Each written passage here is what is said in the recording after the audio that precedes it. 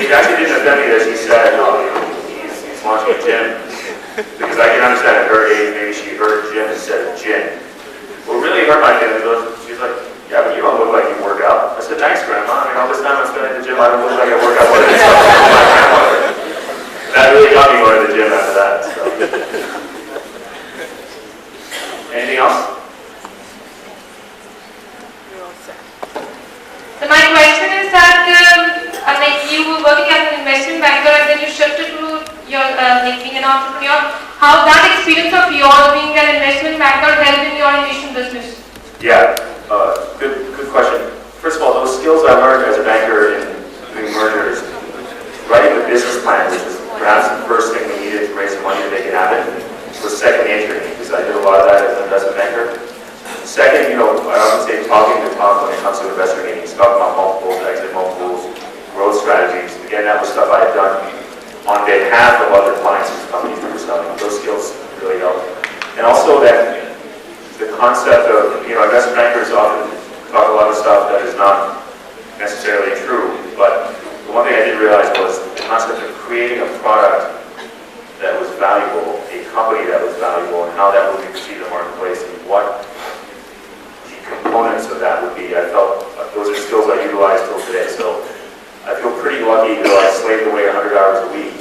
The skills that I took away being an M&A banker still serve me today. And I would advise any of you, if you ever get the opportunity, I think M&A is a really good, very fertile training ground to get some really transferable skills for whatever you want to do in the future. And also, because of the experience in accounting and finance, a lot of my friends who have ideas, other friends of mine are my cohorts in the liquor business, they're creative guys, they're more marketing people. They said, I have this new liqueur that I'm coming out with.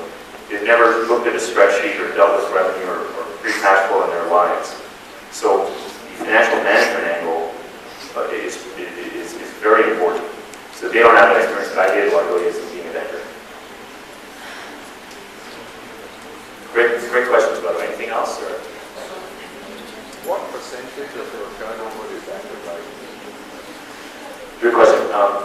This is a lot more than I'd like it to be, I'll tell you that. But we spend about 1/3 of our revenue. So this year we'll spend probably 1.3 million in advertising. But our company, in essence, you asked, I know where you're going with that. In essence, we're a marketing company.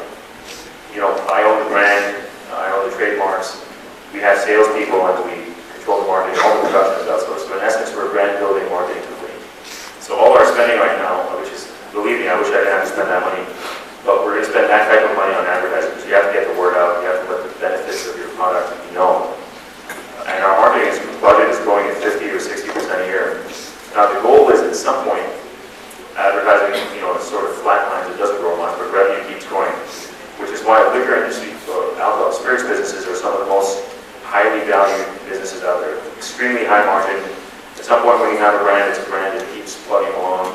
You don't have to infinitely increase your marketing spend. Marketing in essence becomes a fixed cost. It's a very high margin business, which is why even in the sort of depths of the financial crisis a couple of years ago, a company like Diageo, even its worst day was trading 6 or 7 times EBITDA. It's worst day, which is some companies don't trade that high on their best days. So, very cash rich, high margin business. Mr. Vohra, believing in your product is one thing, which should have, but as you just told us, and I saw some videos of you last time on YouTube when you were talking. Oh my gosh, dude. Yeah. I had some tough ex-girlfriend relationships. I don't know those videos. No. Right. Going from bar number 1 to 10, but the first 9 people tell you no. Right. There has to be a point when you think that, shit, what the hell, that if I blew it all up, and that's what I'm going to do.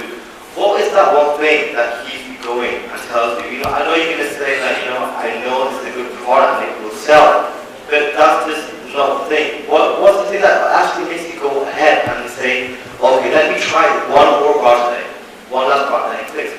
What is that thing? Yeah, that's a really good question. That first day when I got shot down by 10 people in a matter of 10 minutes, any entrepreneur can have the most rock solid faith in their venture and their brand. I don't care who you are, even Bill Gates.